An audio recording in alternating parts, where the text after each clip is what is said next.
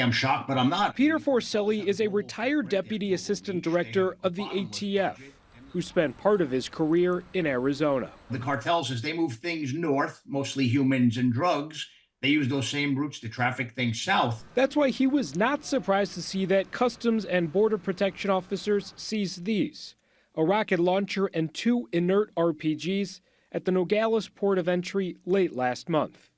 The most common way weapons like these get into Mexico are through what are called straw purchasers, people who buy guns and ammo and pass them off to people who smuggle them outside the country, lots of them coming through our state. In Arizona, the federal prosecutors there aren't very aggressive at prosecuting cases.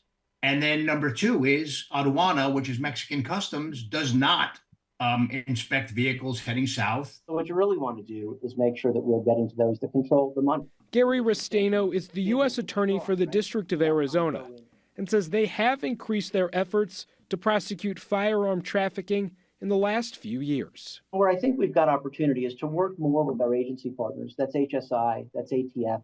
Figure out which cases are good for long-term investigations. Between 2018 and 2023, the ATF reported the number of firearms recovered in Mexico that were traced to retailers in the U.S. grew each year.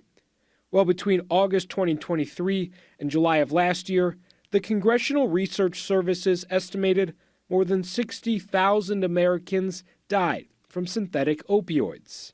Many of those drugs believed to have come from Mexico and the cartels who use the weapons they get from America. This is a human life issue because you got people dying on both sides of the border.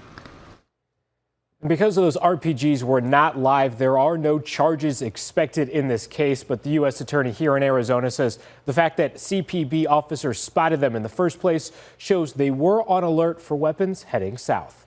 For now, reporting in studio, Zach Perletsky for Arizona's Family.